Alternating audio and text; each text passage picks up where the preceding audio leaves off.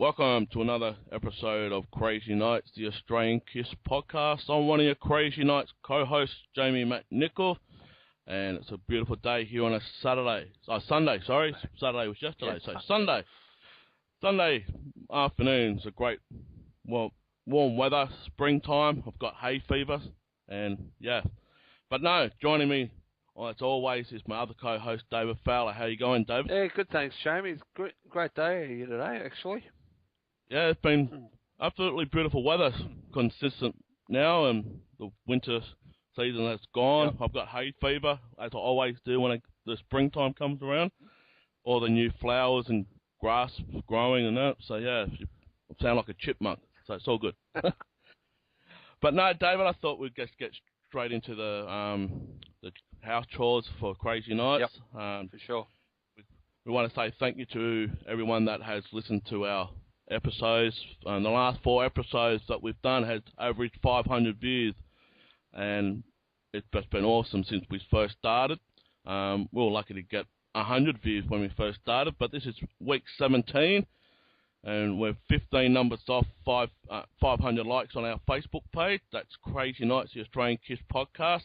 We're almost hitting 500. We want to do a milestone. If we can hit that by the end of the month, the 500, that lucky person will get a special gift from both David and I for Krazy Knights, and we want to say thank you to all the people that have supported us since we first started, and commenting, liked us, even sharing their inside stories as well. We had been requested on our Facebook page, David, yesterday to do an episode, and I think you saw that on our wall post. I did. We'll do that at a later stage, Yep, we'll do that. Mm-hmm.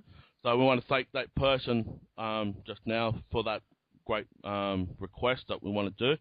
Also, go over to our YouTube channel. We've got 46 subscribers now, David. Mm-hmm. Over 300-something views since we first started with all the episodes. That's another great rally that's going there too. They're jumping on board. They're liking what we do. Yeah. Thanks to everyone who's liking our page and watching all the episodes and getting something out of it. Thank you. Yes, thank you for everyone of that. And also, I'd like to mention our website, Podbean, at Krazy Knights at Podbean. Please go there. We are going to put all the other episodes up. It's just that we hit our monthly data limit, so we're going to pay out another bill. That's got to put our other 500 or so megabytes we can put up, so we're going to do that and put the other episodes up. I have put a bit of a throwback Thursday, David. I put up an earlier episode on our Facebook wall, so fans that haven't seen our earlier episodes, we can just drag them out of our catalogue off YouTube and put them on our wall. So I started that this week, so anyone wants to see our early episodes, please, they're going to be up there on our wall, including our weekly episodes. So you get 2, basically. So that's another new things that we're going to be starting. Also, we've got 2 new things that we have lined up. We want to thank podnet.com, the podcast directory, for picking us up last week. That's going to be distributed around Australia and also overseas. We've got 3 or 4 episodes currently up there, plus a couple of older episodes. Please go to that. Look us up at Krazy Knights. You'll see us in the directory, and just like us, and also share it with your friends. Also, Spreaker.com has picked us up as well. We are going to do a live broadcast probably later this month. Well, I'm trying things out with that.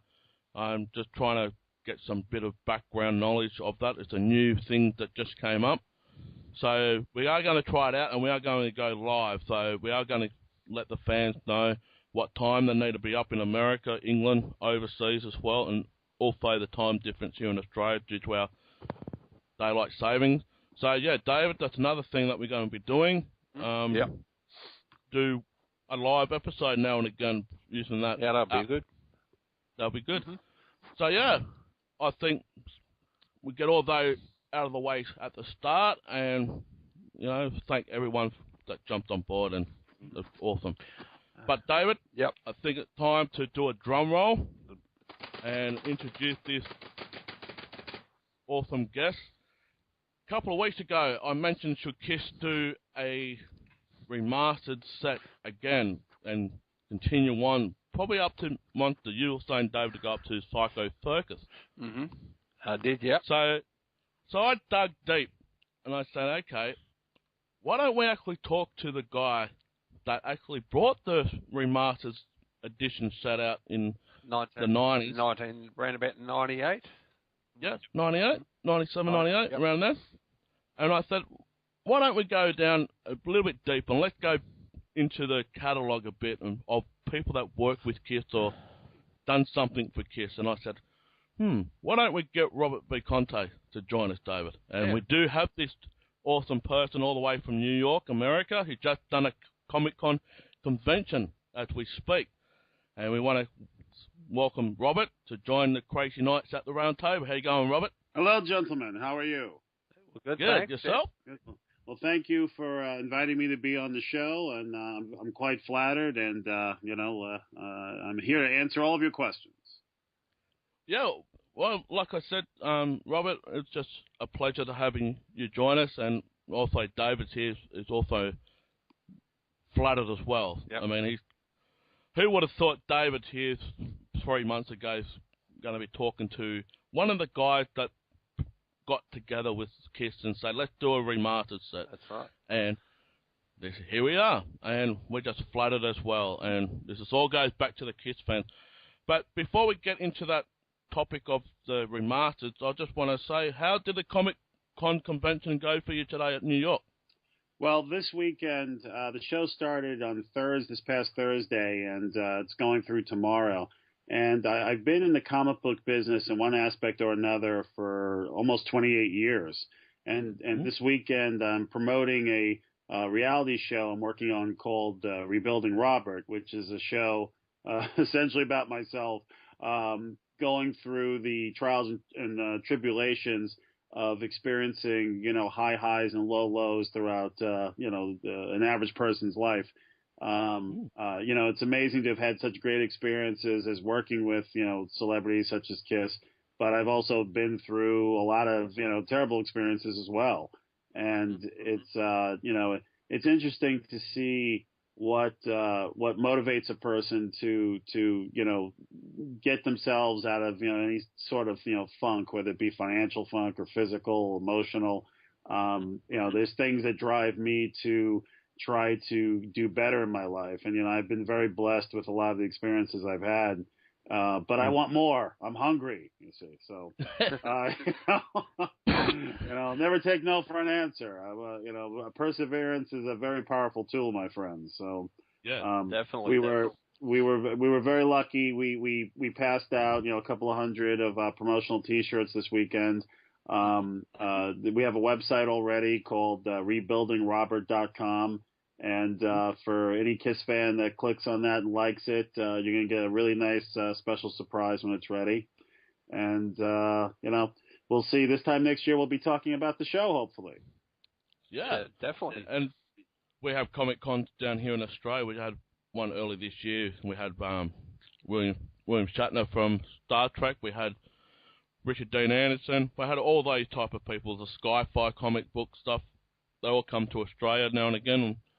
You're more than welcome to come down for that, Robert, if you want to do it. You're more than welcome. I tell you, I love the idea of being able to travel for a comic convention. For many years, San Diego Comic-Con was considered like the mecca of comic book shows in the country. But I have to tell you, this New York Comic-Con just keeps getting larger and larger. And I'm dying to see what the other, large conventions are throughout the world. So you know what? I may take you up on that offer. Thank you. No worries. I believe Ace and Richie Scarlett were there as well. I've heard. Oh, nice. I just read that somewhere that they were going to make an appearance at Comic-Con or something to do some signing or something. But yeah, I think that was a horror one. Oh, I don't know if sorry. I don't think. Yeah, that was a horror one. I don't think it was actually a comic one. That was a horror one. All right. Yep. That's the same as Peter Criss. He's doing another monster type of Comic-Con. Yep. Two different things. We know David, you and I know exactly what's going down in between Ace and Peter. Yep. That just won't be in the same room together. They had a massive fallout early this year, but that's not for us. It's only from what the sources have told us. And all credit for Ace and Peter. If it wasn't for them two, Kiss wouldn't be here. But unfortunately, they chose not to do certain things. They're entitled to do that. So if they want to sign at different conventions, let them do that. Yep. They make them money. Yeah. They do that. But let's focus on the positive, Yep. shall we? Exactly. Back in 98, well, not 98, Robert, but before that, you were approached by Kiss about the remastered edition. I'd like to ask you, how did all that came for you firsthand before they even announced it to yourself? Well, it's interesting. I wouldn't say that the band approached me about the remasters. I would say I was pretty much begging them to let me do the remasters. And every opportunity I possibly could. What had happened, the very first, when I was still a teenager, I was only about 19 years old, I had written a comic book that was published by Rock and Roll Comics, and it was written about Kiss. It was Rock and Roll Comics number 9, and it came out in either December of 89 or January of 1990. And, I did this out of labor of love for the band. I had been a fan for many, many years. And, the Kiss machine got wind that we did this black and white, unauthorized comic book. And, they weren't coming after us, but, they acknowledged that they knew about it. And, later on, Kiss had actually worked with Revolutionary Comics, the publisher of that book, on the Kiss prehistory comics, and then a couple of Hard Rock comic specials, as I remember. But I had introduced myself to Kiss's then manager, a fellow by the name of Larry Mazer, and he preceded Doc McGee. And I told him, who I was, and I was very interested in working with the band on an official level. And he was kind enough to invite me to the Ritz show that preceded the release of Revenge. And all of a sudden I found myself on the side of the stage, actually standing next to Gene's mother, Florence, and seeing from Gene's point of view on the stage, a concert that I just thought was absolutely amazing. If I'm correct, it was the first time that Unholy and Take It Off were performed live in front of a crowd. And after the show, after the show, Larry and another fellow by the name of Nick Karras, who I believe was VP of marketing, he was involved with Polygram on some level. They had introduced me to Gene and Paul, and I showed him my comic book and got a picture of Gene with me holding the comic book, and he goes sarcastically, "My, what an original idea." And he walked away. And most people know that Kiss had comic books published in the late 70s, so it was a little jab at me for that. I kind of said, okay, well, at first you don't succeed, try again. After Alive 3 was released, Kiss did a signing at Tower Records in Carl Place on Long Island. And I had contacted Larry Mazer's office and requested that I get another 5 minutes with the band if all possible. So he said, no guarantees, but come down. So I did. And after the signing was over, I had handed Gene a report that was about 50 pages long. It might have been a little bit more than that, of all the mistakes that were in the current catalog as is. Basically, after Casablanca was taken over by Polygram, the way the catalog was treated, or a better term, mistreated, was just something that it totally blew my mind. I mean, I was buying the Kiss records from, when the Casablanca originals were still available on the market. And then when these Polygram reissues started coming out, I mean, there was just, for instance, Dynasty, they stopped including the poster and the order forms for the merchandise, the special graphic that was on the vinyl. just became the standard Casablanca logo. Various things like that were very annoying. Like the Hard in Hell album cover didn't have that silver finish on it anymore. It was all these different things where it just seemed like the quality control just went downhill, Mm-hmm. But the straw that broke the camel's back was I had purchased a copy of the first Kiss album, a brand new edition, that was released with the Polygram logo on it, next to the Casablanca logo. And lo and behold, the second track, Nothing to Lose, wasn't the original studio version. It was a version taken from Alive. Could you imagine that? You're sitting there listening to Strutter, then all of a sudden, like, the Alive version of Nothing to Lose fades in. You're like, what in the world? And I remember calling Polygram, Mercury Polygram, the next day, and they passed me off to person A, person B, person C, and eventually they said to me, well, you know what? This is really a problem with Sterling Sound. You need to call them and talk to a guy named Ted Jensen. And I said, oh, you've got to be kidding me. So imagine having to go through all that rigmarole, finally getting in touch with Ted Jensen. Of course, he didn't want to hear anything about it, unfortunately. But Gene, to his credit, took my report quite seriously, and he was just dumbfounded that there were just so many mistakes in all the albums up to that point. So he had contacted me a little later and offered me an opportunity to work with Tommy Thayer on the Unplugged Kiss Convention tour. And that was kind of an informal first official work I had with the band. That was pretty exciting. But you were mentioning the comic book in the 70s. I was just recently in a comic book 2 days ago, and they were saying something about the red ink was accidentally passed on to another comic book. It wasn't even a Kiss comic book. This is he's a Kiss fan himself, this guy that owns the comic book shop down here in Adelaide. He was saying something about the vial. After they had the photo taken of them pouring their blood into the red ink, that print plant, or that print, went to not only did it make for the 77 Marvel comic book, but it also created another comic book. Maybe that's a rumor, we don't know. I will investigate it, David. Yep.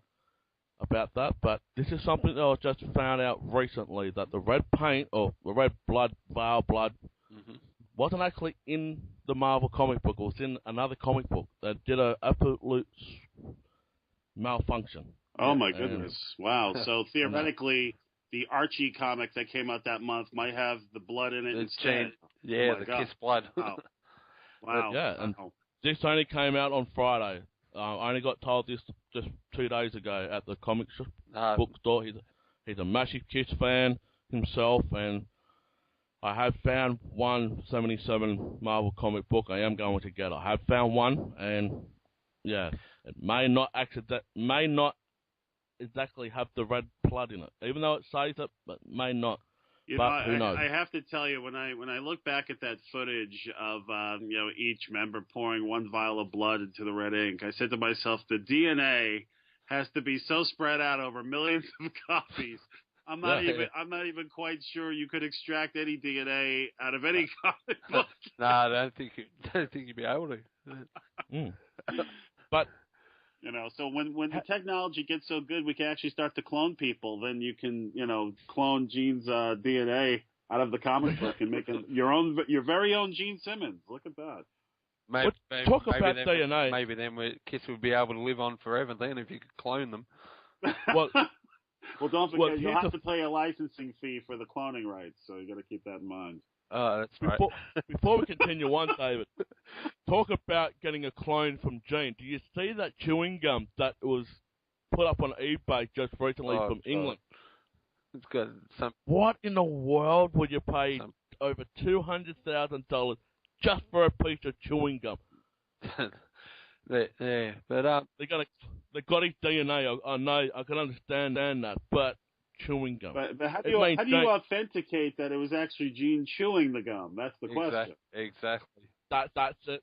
That's it. And I mean, it's not like you're walking past with a paper cup in your hand. Say, hey, Gene, you want to pit in this cup for me, please?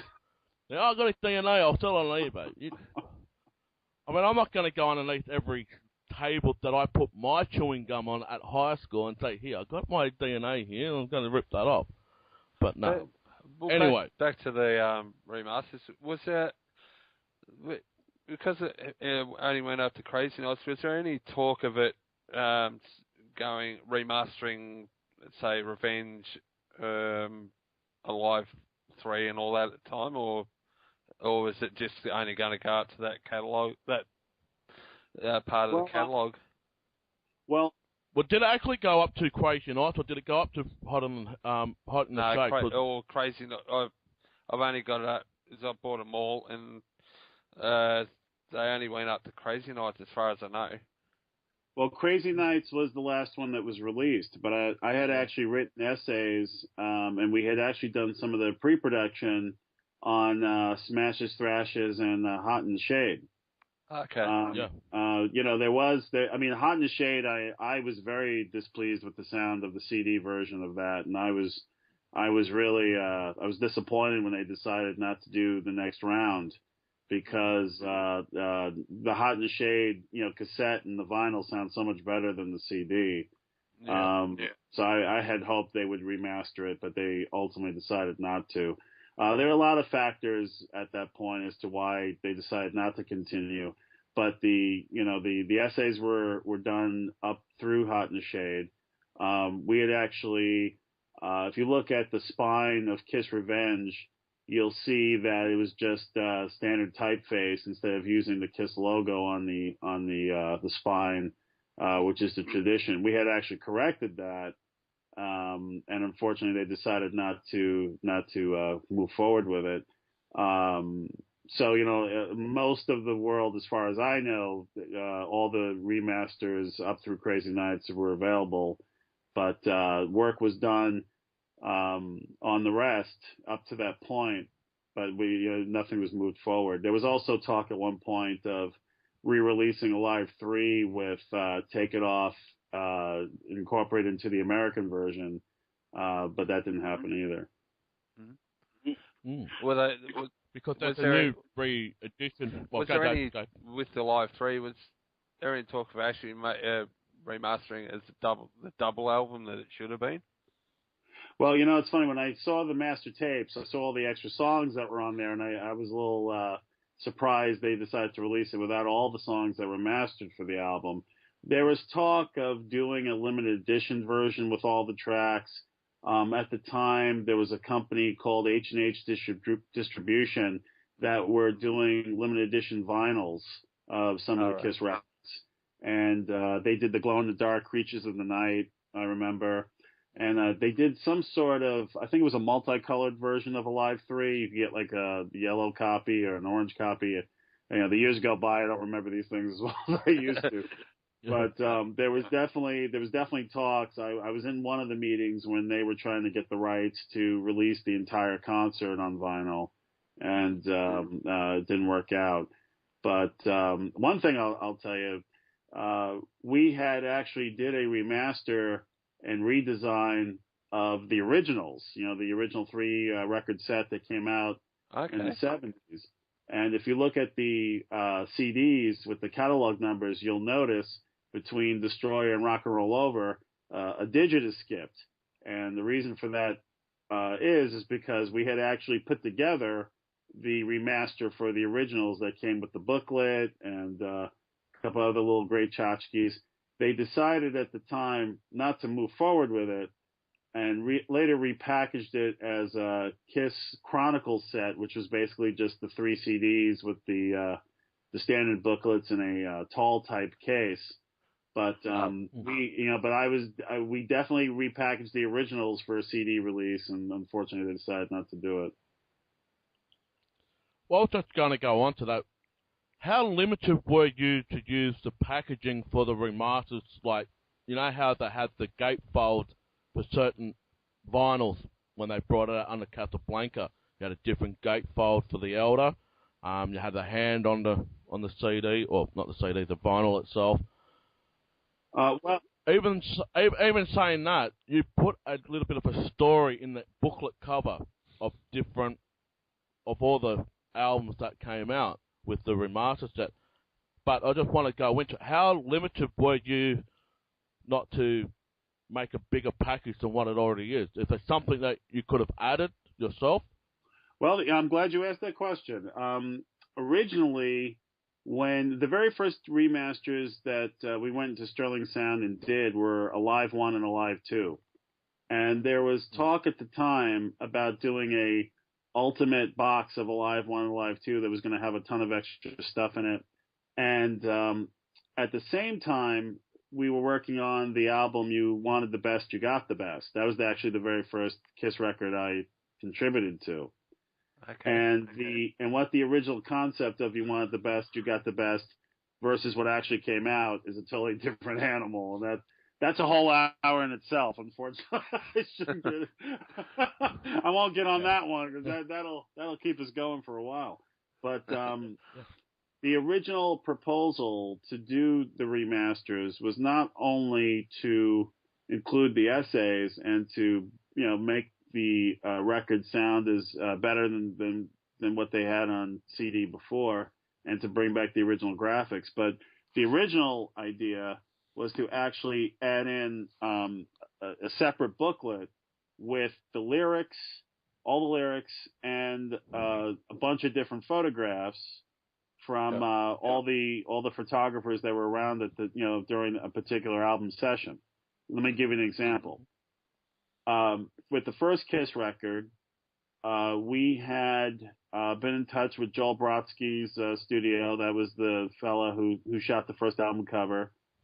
We knew there were tons of outtakes from that session, not only as a group but individuals. And he didn't have much in his possession. He claimed that All Coin Management had a lot of that stuff, and then it was very difficult to get our hands on some of it. We had talked to some of the other photographers like Bob Gruen and Waring Abbott about using some of their imagery in the remastered editions. And unfortunately, before you know it, the budget of these things just skyrocketed through the roof. Now, you wanted the best, you got the best, didn't do as well commercially as Mercury had hoped it would. So the idea of doing these, super deluxe packaged versions of the remasters didn't see the light of day. Fortunately, I have these on an archive somewhere. We did design Kiss, Hotter Than Hell, and Dress to Kill as if they were going to be bonus packs, deluxe bonus packs that had included a lot of the original photography of that particular era, like some of the outtakes. For instance, like Dress to Kill, some of the outtakes on West 23rd Street. That Bob Gruen shot with Higher Than Hell, a lot of the extra stuff that Norman Seeff shot. I had this whole big paragraph about, half of Ace's face only being painted because of the car accident. And then, how there was subsequent photos, with his face totally made up. I mean, it was really what I had hoped to have been, the ultimate remasters for the ultimate Kiss connoisseur. But the record company didn't want to put that kind of money into something that they weren't sure they'd see a return on. Of course, we as Kiss fans know that stuff would have sold immediately, but it was a difficult sell, so it didn't happen. It's just like everything that Keith brought out. Very limited stuff. Once it goes, it goes. It was my belief if we did 1,000 or 2,500 of each of those remasters as bonus deluxe packs with not only were we going to include the photos and the liner notes. There was a Kiss licensee at the time called Cornerstone Communications that did the Kiss cards, the trading cards, and I had written those trading cards. And we were going to do a special subset for the remasters. And again, it's just the record company didn't want to spend the money on all these things. They looked at the numbers of You Wanted the Best, and they said, well, this is a new release, and if it's only doing this, we don't have the confidence that doing these ultra packaged versions of these albums are going to move anywhere, and we don't want to spend the extra money. So it was unfortunately it was quite disheartening. But you have to move forward, and that's what happened. There's a question I want to ask, just as a hypothetical question here, Robert. Okay. Is that due to the fact they were putting more effort into the Psycho Circus album rather than focusing on the remasters? No. Psycho Circus happened well after we were complete with the remasters. Although the remasters weren't released altogether, they were all done within, if I remember correctly, I'd say within 3 to 4 months. Everything from Kiss through Krazy Knights was complete. It's just that the marketing, they broke them up and issued them at certain points. So by the time I was done working on the remasters, I had moved on to that album Greatest Kiss. And then after that, Psycho Circus came later. So the production of Psycho Circus, it didn't influence what happened with the remasters. You did also just mention that you were going to put bonus tracks on the remastered. Some people ask, why isn't there any remastered demos or bonus tracks? You were focused on getting that on, weren't you? Well, it was interesting. When I was in the Polygram Vault out in New Jersey, when we were going through all the Kiss tapes, there were some of the Kiss tapes weren't cataloged properly, so there were things that were missing that we had to go out and find. But during the locating these tapes, we found some really amazing stuff, which I was in touch with Gene and Paul regularly on what we found, and when we did find things, 9 times out of 10 they wanted me to FedEx the tapes to Los Angeles, and then I had to get permission from Mercury to do that.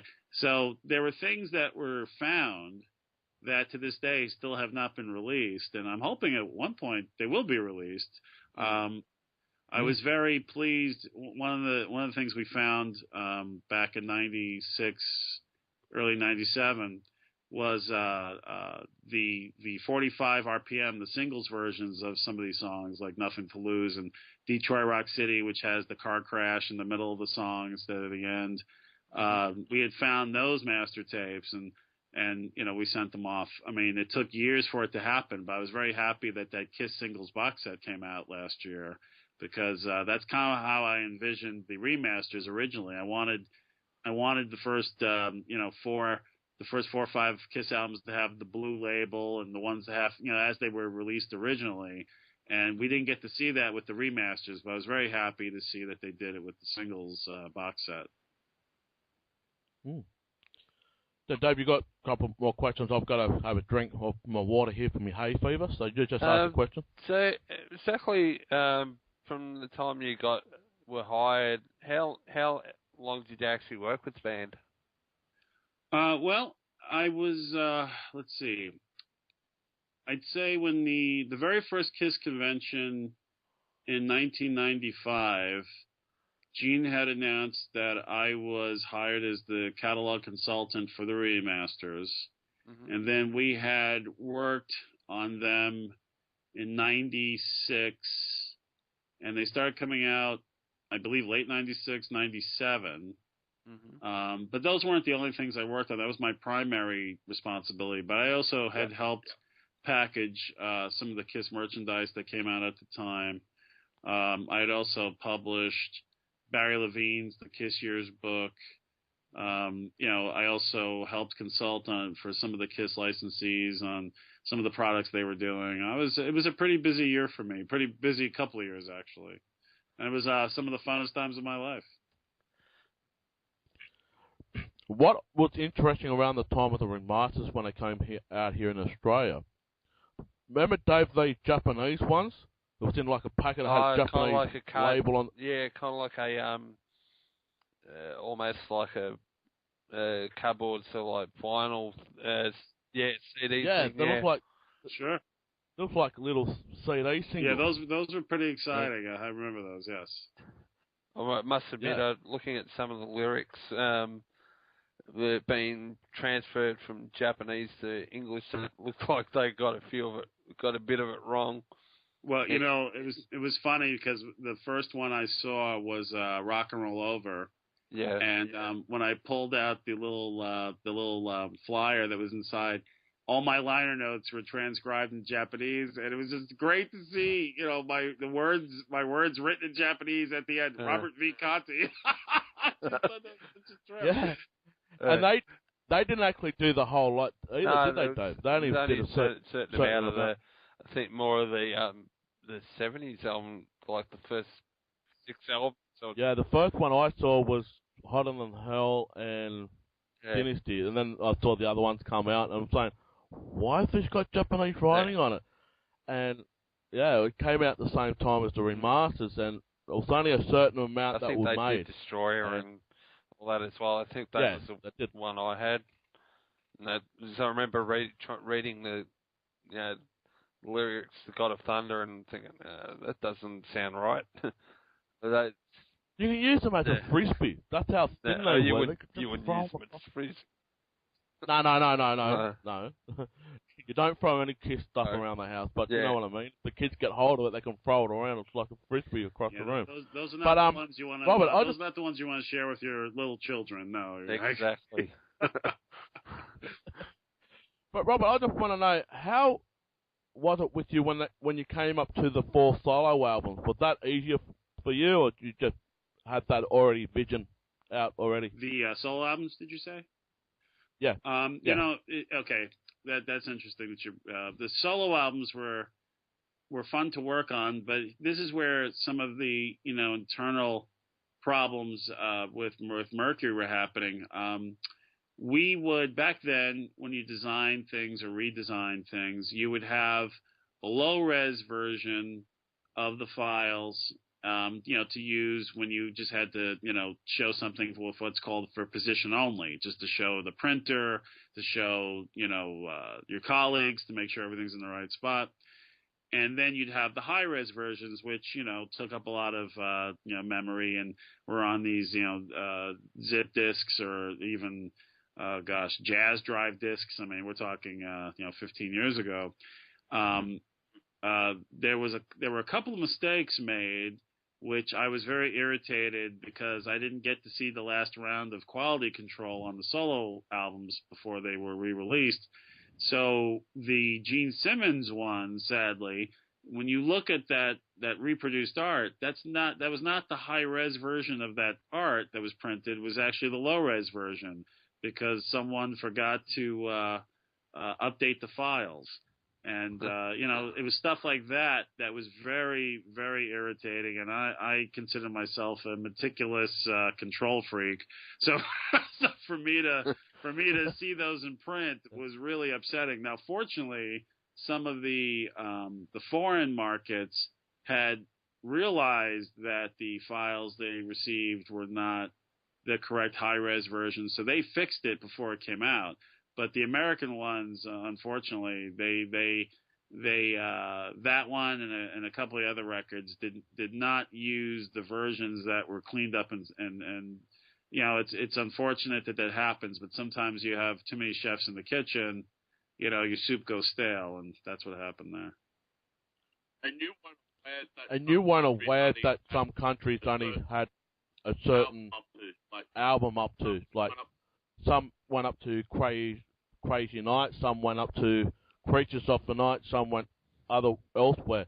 Were you aware of that? I was not aware of that until you brought it to my attention.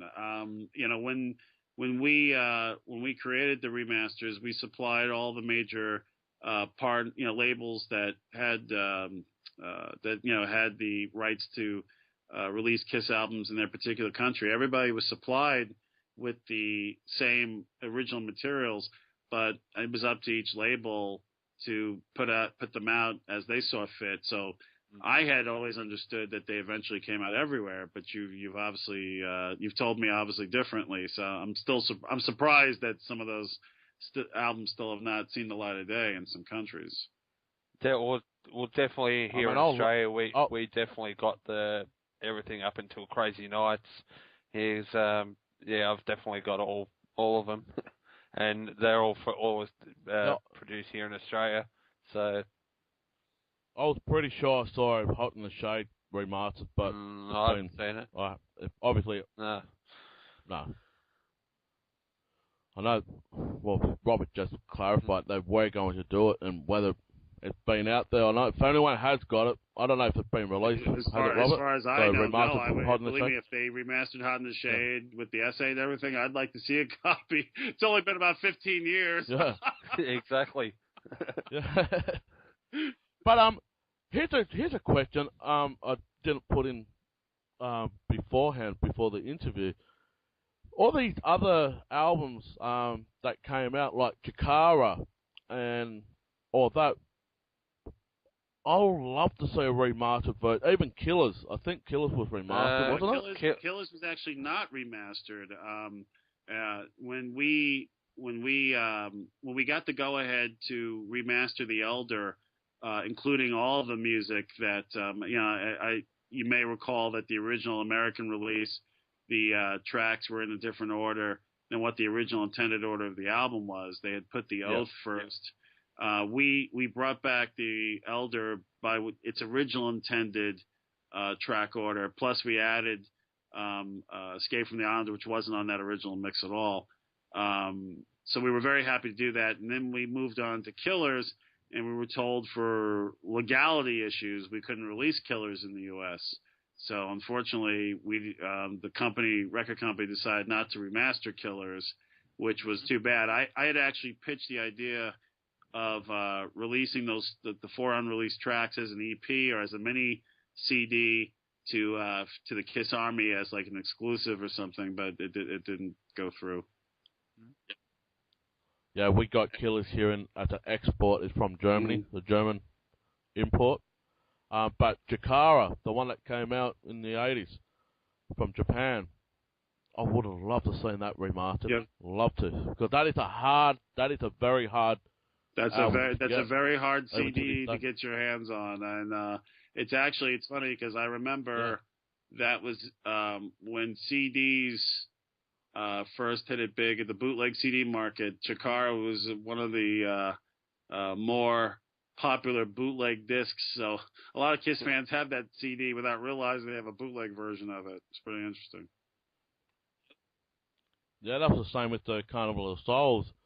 There's a bootleg version out there, and I did have that, and then that was the 2 years later, a really rough mixed version. Real rough demo. I've seen it. I've actually got a copy of it here, but I've got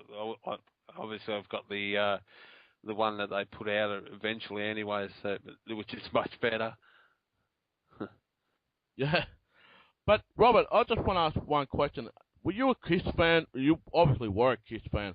But I'd like to know, how did Kiss influence your life before you got into the work you got into? Oh, well, Kiss, listening to Kiss music and buying the Kiss merchandise, I was the perfect age for it. I was about 8 years old when all the Kiss the original, wave of Kiss merchandise hit the stores. I remember seeing the Kiss Halloween costumes, and I remember buying the Kiss Dunruss bubblegum cards. And it was really funny because I was introduced to the band not through the music first, but actually through the merchandise. Like I said, the trading cards and the comic books and things. So from an 8-year-old's perspective, it was like, hey, this is some really cool stuff, and they're a rock band too. Well, that was kind of where the majority, a lot of the Kiss fans at the time, the ones that were older, they were motivated by the music first. But, I became such a devout fan that every time something was on television, I remember staying up to watch the USA Today special that came out in '82, where they had, it was the first time I ever seen Vinnie Vincent in makeup on TV. And I remember saying to myself, where's Ace Frehley? I didn't know he left. Well, funny you mentioned Vinnie Vincent. I have a friend of mine here in Adelaide saying when they first brought out the Lick It Up album, he thought, that's Ace Frehley without makeup. He turned the cover over. He said, oh my God, Ace Frehley changed his name to Vinnie Vincent. He's a massive Ace Frehley fan, and You know, he actually, to this day, he's actually thought that Vinnie Vincent changed his name to, Ace Frehley changed his name to Vinnie Vincent. That's Vinnie Vincent, you know? Because no one, as the story goes, no one knew who Kiss looked like without the makeup. He was living through some major denial there. He couldn't accept Ace as the band. Exactly, yeah. For 20 years. Well, I just want to jump in for this. I just found out some information last night. Apparently, that EP that Vinnie Vincent made out in '96, I think it was, he's going to. They're bringing out a T-shirt. They're redesigning the T-shirt, and also the album's going to be released in full. Okay. Yeah. I just found this out last night on their official page and all that. Maybe he is desperate to make some money because he stopped suing Kiss for all these times. Focus on the music. If he would have focused on the music, a lot of things would have been different. But he is what he is. To Vinnie Vincent's credit, you know, he co-wrote or contributed to a lot of the music that really I thought was great Kiss music in the '80s. You know, Lick It Up is still one of my favorite records. You know, and you know he co-wrote most of that album. It's a shame when personalities conflict and you can't work for the goal, which is to make great music together. I mean, he was picked by Gene and Paul to take over, you know, to replace Ace, and I think he was at the time, you know, a great musician. And I love the first Vinnie Vincent Invasion record. You know, it's funny because a lot of people don't know that Bobby Fleischman, which was Journey's first vocalist, is the vocalist on that album. There's a lot of people still think Mark Slaughter sang on that record. It's not true. You know, but just talking about Lick It Up, were you going to put any of the demo stuff that Vinny did for the remasters, like the Boys Wanna Rock, or even his version of Lick It Up? I knew there were demo tapes for Lick It Up that we were trying to see if we could get rights to put extra stuff on there. Again, the decision was made earlier on not to pursue the avenue of including bonus tracks at the time. The idea for a Kiss Monster box set had actually germinated out of those discussions. I mean, there was, you know, anytime we found something that we considered rare or unique, we had sent over to the band, and some of that stuff did wind up on the box set, but there's still a lot of stuff that isn't released. But I'll tell you something that did come up. During Lick It Up's remastering, we had pitched the idea of doing a limited edition version where the front of it was going to be the photo session with Eric and Vinny in makeup, and then you would lift up the page and it would be the traditional cover everybody knew about, you know, everybody's familiar with.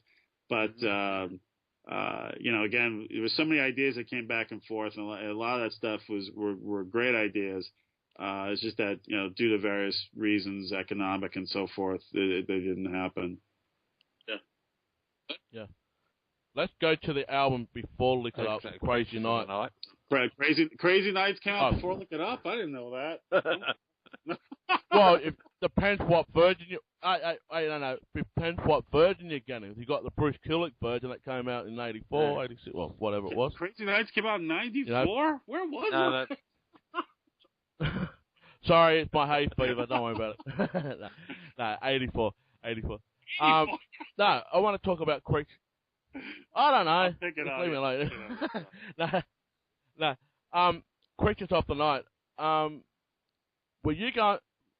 You only just remastered just the one with the Bruce Kulick cover. No. The entire album was remastered to its original intended sound, and then we replaced the secondary cover with the original cover art with makeup, and that's actually one of the remasters I'm proudest of. I mean, the sound of that album is just amazing. It sounds like it was recorded yesterday. I mean, I just love playing that record, I tell you. Well, funny you say that. It was an awesome record, but the tour. Well, that's a different story. The drums really came out on the remasters, I must say, of that album. Oh, let me tell you, there were some remasters that were such a delight to work on, and that one definitely sticks out in my mind just because, imagine being at a console in Sterling Sound in New York City, having that album just blast at the highest possible level you could hear it without, blowing out your eardrums. Yeah. What an amazing experience, and that was the way the album was meant to be heard, and I'm glad to have been part of that. It was interesting throughout the remastering process which albums needed some minor help and ones that needed major help, and even with the preservation of the actual original tapes, the first album, the quality of the actual mastering tapes were in almost perfect condition, as if you had bought the tape yesterday, as opposed to 1973. It was recorded on Scotch brand tape, and like I said, almost pristine mint condition. Hotter Than Hell, on the other hand, when we opened up that box, tape flakes were all over the place. I couldn't believe it.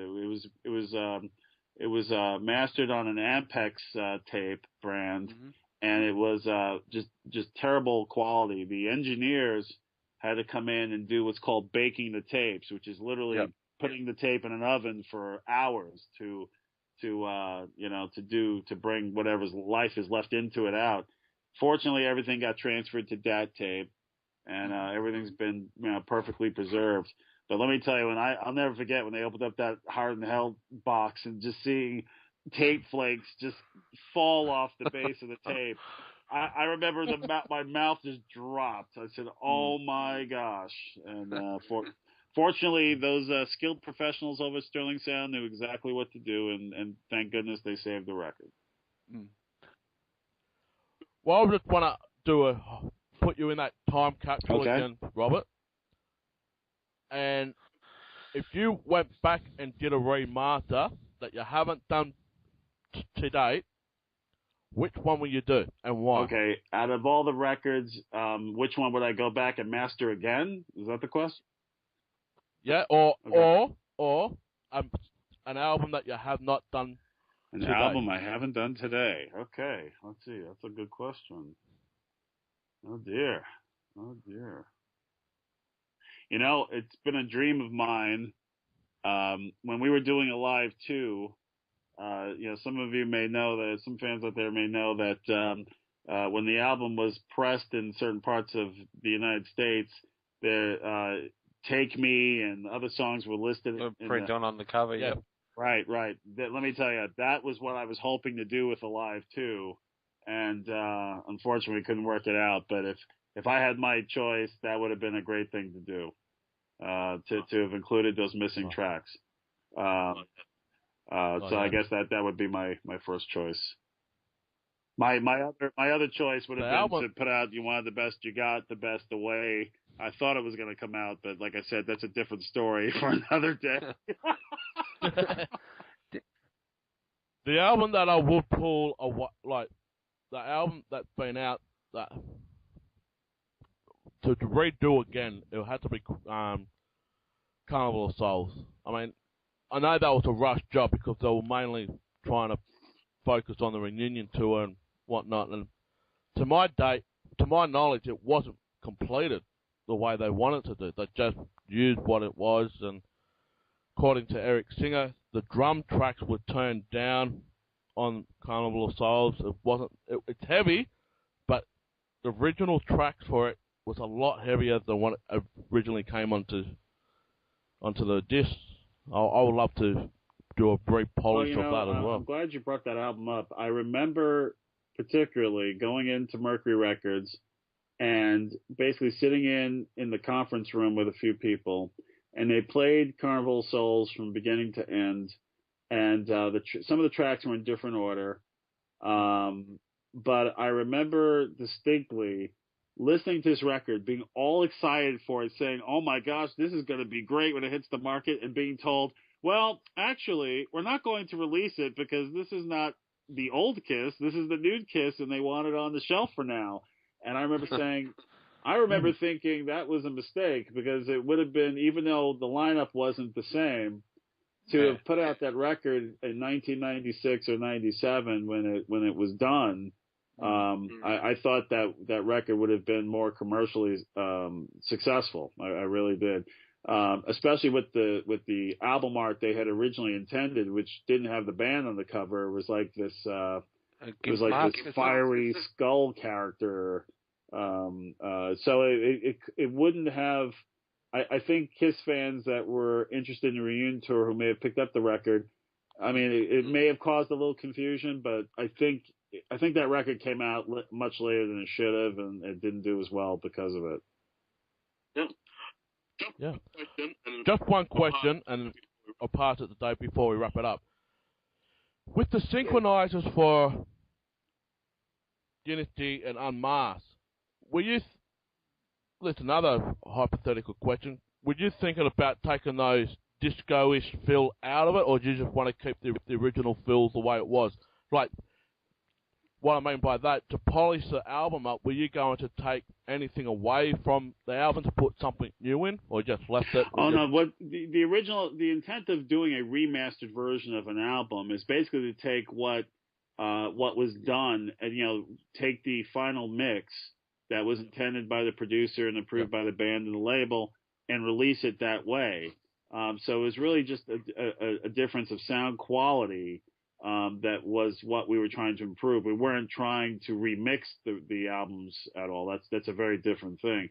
What would have been great would have been to have heard, again, to have a bonus disc or maybe put 2 or 3 bonus tracks at the end of each record, showing different, listening different mixes or so on.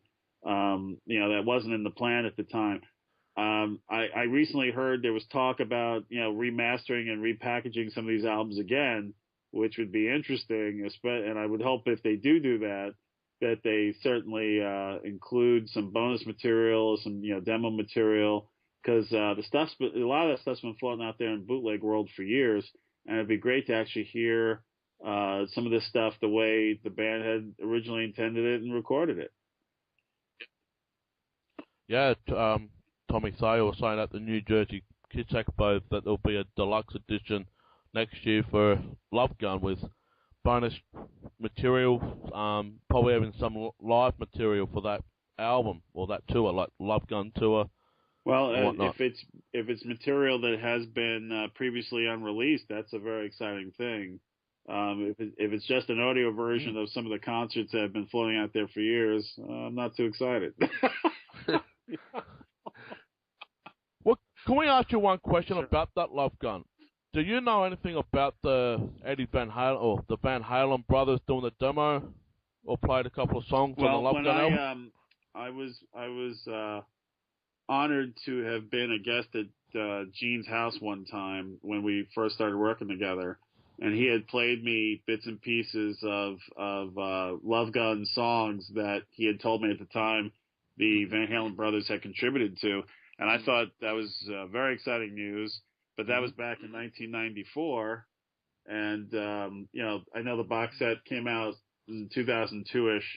And so, at least one of those songs was on there, if I remember correctly.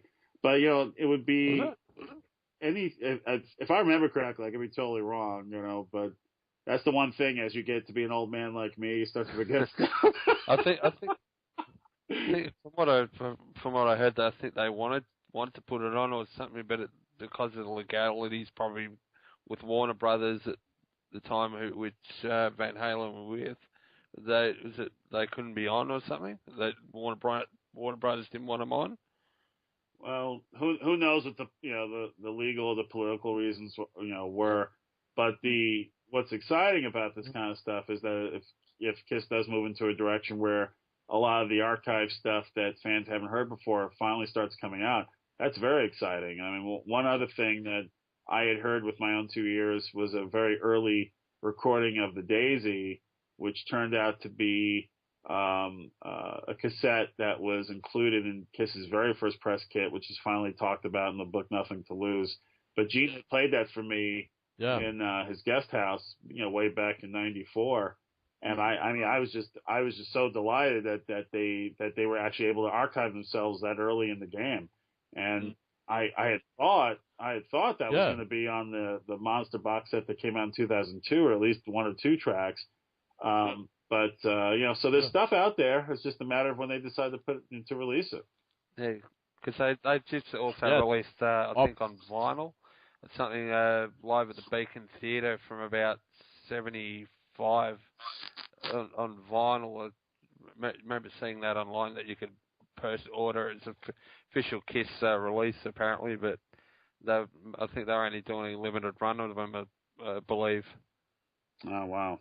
I mean, I'm personally a big fan of the band's inception through 1975, 76. So anytime I hear anything from that era coming out, either audio or video, I'm very excited about stuff like that. I always like when they find these new, new gems. It's always exciting. Yeah. The thing I like to see is that even though they brought it out on the Kissology, the first official performance at the Coventry, put it on the CD. Sure, yeah. I mean, I remember there were plans a few years back. There was some talk of doing a specialized box set that was just going to be some of the earliest shows boxed with, with some bonus materials. And then I think that was going to be a fan club exclusive or something, and then that didn't happen. But there was a lot of talk about it because in my Kiss collection, I have a photo of the Daisy in Amityville, and they had talked to me about contributing that to a package. And at the time I was excited, but then it didn't happen. But then there's like with the new book Nothing to Lose that came out, I said to myself, well, there's got to be a picture of the Daisy in this, and there wasn't a picture of the Daisy. It was a picture of the drugstore before it became the Daisy. I said, wow. Maybe one day we'll see the Daisy. Especially Nothing to Lose when they were closing a song for Moby Blues. They never actually recorded the song, but they used to close the song, or Paul was, right? It was a Moby Blues song that they closed the shows down in the early days. This was before they got the record contract. And going back to Warner Brothers, David, Casablanca was initially signed under Warner Brothers when it went on before the record came out, the debut album. They were actually under when Neil Bogart changed his record label into Casablanca. He went to Warner Brothers, and that was under the Warner Brothers banner at one stage. The very first Kiss album, if you have the printing before Kissing Time is added to it, it says distributed by Warner Brothers Records. But what's even cooler is if you have the 8-track tape of the very first release of the first Kiss album, it actually has the Warner Brothers logo on the index, which is, for the Kiss connoisseurs, a pretty neat thing. Then we'll have to get a copy of that. Yeah. I was very lucky to pick a copy up probably about 15 years ago in a used record store.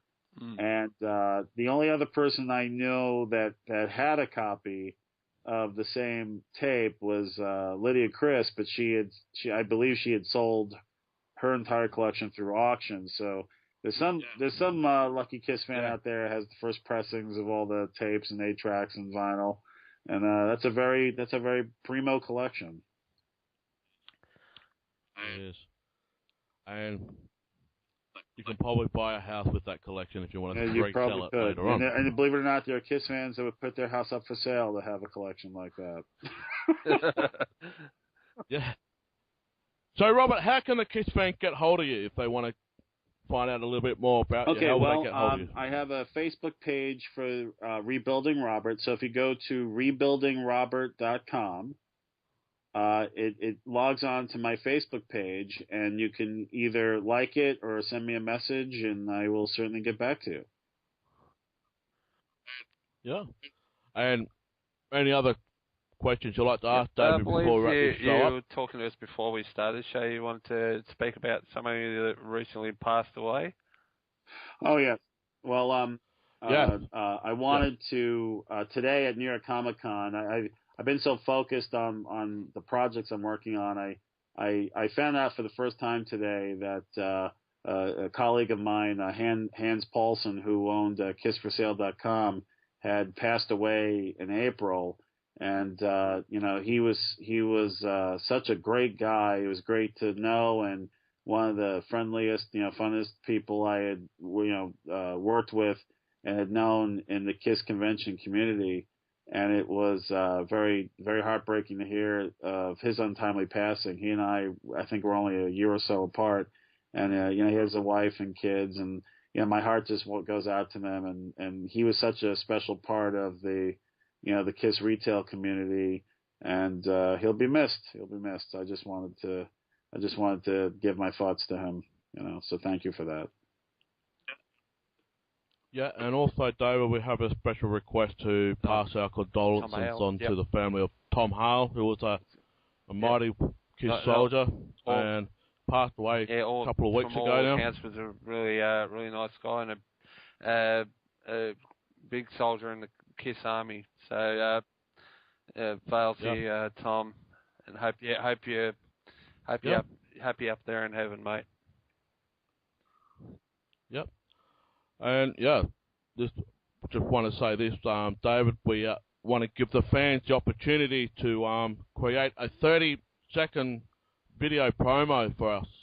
If you're into that type of design, use a Krazy Knights type of theme, and a crossover between Krazy Knights and Revenge. Do like a bit of a mix and match, and be Australian as well. You can put a bit of Australia technology in it. If you'd like to do a promo for us, we can add the voiceovers later on, but that's something the fans can decide to do. Also, T-shirts. We made a design up. They are going to print. We're only going to do a small number first, so you guys can actually see what it looks like. Then you can put the order in. Once we get that out, we'll let the fans know how to order them and how to pay for them.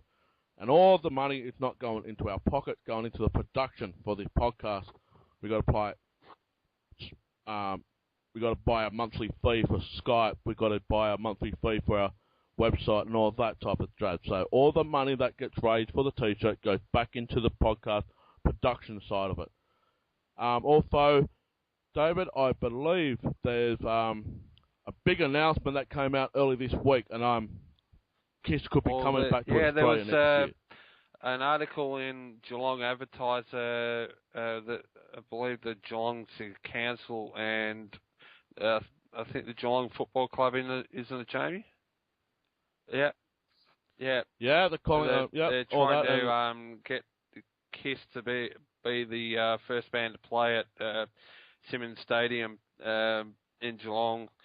And all you bloody Geelong supporters can go and get it. No, I'm only joking. Be the first band to play there since the renovations at the ground with the lights and all that. So they want to start having rock concerts there now, and they want KISS to be the first band to play there. So let's hope it happens. Yeah, and just to say this, nothing's confirmed yet. When it's confirmed, go to it'll be on kissonline.com. Also, fans, go to our Krazy Knights Facebook page. You'll see David and myself and our producer for this podcast. We're all there. Ask us a question. We'll give you an answer. We'll love some interaction happening there. Also, go to our Facebook, not just our Facebook, but you can go to our Facebook private page if they want to ask us personal questions. Go to our YouTube channel, Krazy Knights 1.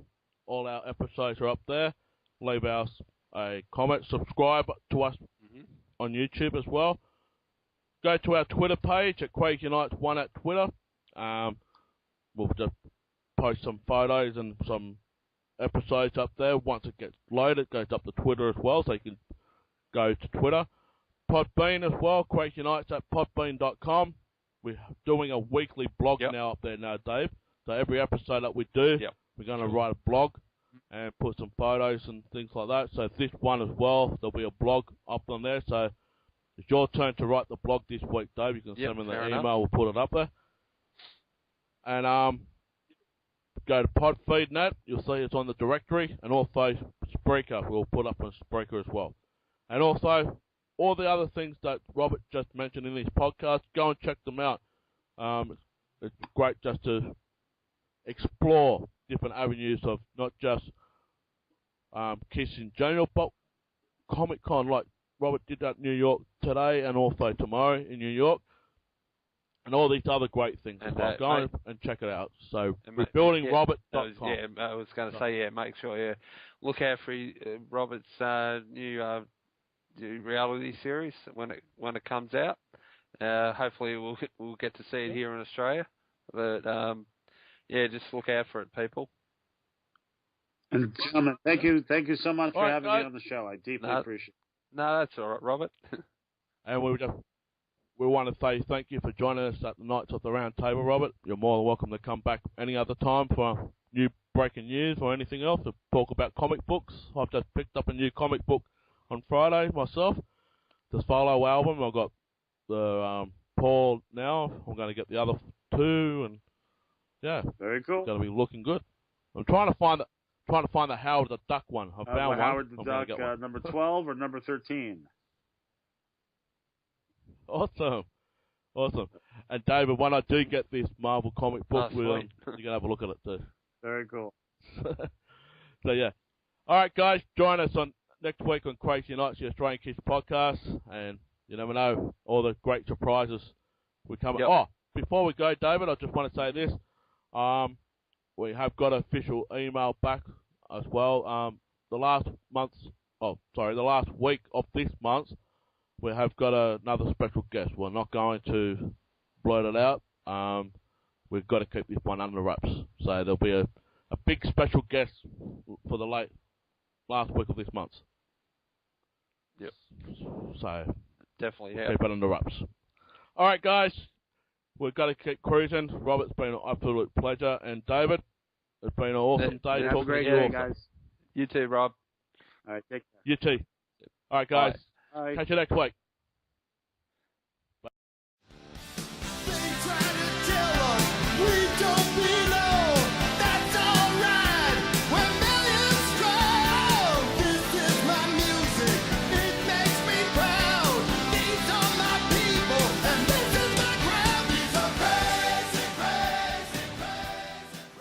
So, anyone wants to see our early episodes, please, they're going to be up there on our wall, including our weekly episodes. So you get two, basically. So that's another new things that we're going to be starting. Also, we've got two new things that we have lined up. We want to thank podnet.com, the podcast directory, for picking us up last week.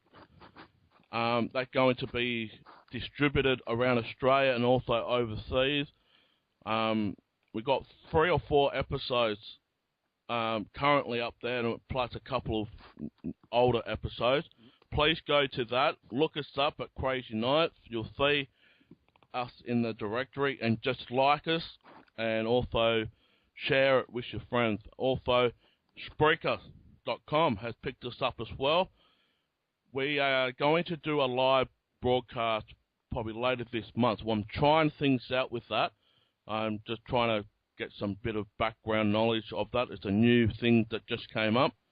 So we are going to try it out, and we are going to go live. So we are going to let the fans know what time they need to be up in America, England, overseas as well, and also the time difference here in Australia due to our daylight savings. So, yeah, David, that's another thing that we're going to be doing. Do a live episode now and again using that. Yeah, that'll be good. That'll be good. So, yeah, I think we get all those out of the way at the start, and, thank everyone that jumped on board, and it's awesome. But, David, I think it's time to do a drum roll and introduce this awesome guest.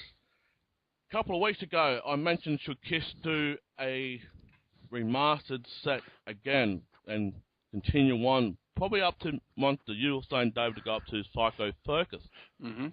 I did, yeah. So I dug deep, and I said, okay, why don't we actually talk to the guy that actually brought the remastered edition set out in the 90s. Around about 98? Yeah, 98, 97, 98, around there.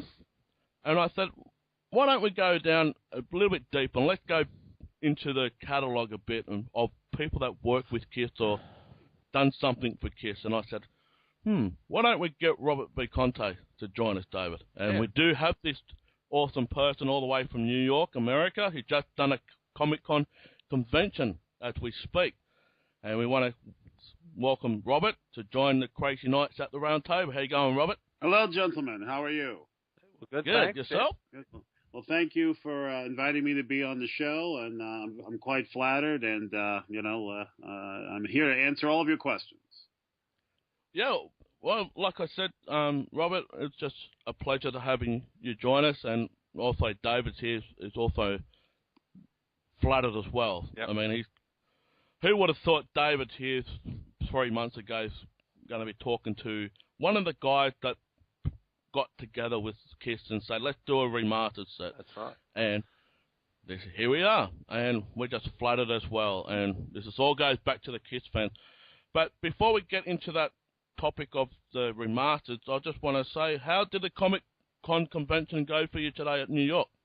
Well, this weekend, the show started on this past Thursday, and it's going through tomorrow. And I've been in the comic book business in one aspect or another for almost 28 years. And this weekend, I'm promoting a reality show I'm working on called Rebuilding Robert, which is a show essentially about myself going through the trials and tribulations of experiencing, high highs and low lows throughout, an average person's life. It's amazing to have had such great experiences as working with, celebrities such as KISS, but I've also been through a lot of, terrible experiences as well. And it's interesting to see what motivates a person to get themselves out of, any sort of, funk, whether it be financial funk or physical, emotional. There's things that drive me to try to do better in my life. And, I've been very blessed with a lot of the experiences I've had. But I want more. I'm hungry, you see. So, never take no for an answer. Perseverance is a very powerful tool, my friends. So, yeah, definitely. We were very lucky. We passed out, a couple of hundred of promotional T-shirts this weekend. We have a website already called rebuildingrobert.com. And for any KISS fan that clicks on that and likes it, you're going to get a really nice special surprise when it's ready. And, we'll see. This time next year, we'll be talking about the show, hopefully. Yeah, definitely. And we have Comic-Con down here in Australia. We had one early this year. We had William Shatner from Star Trek. We had Richard Dean Anderson. We had all those type of people, the sci-fi comic book stuff. They all come to Australia now and again. You're more than welcome to come down for that, Robert, if you want.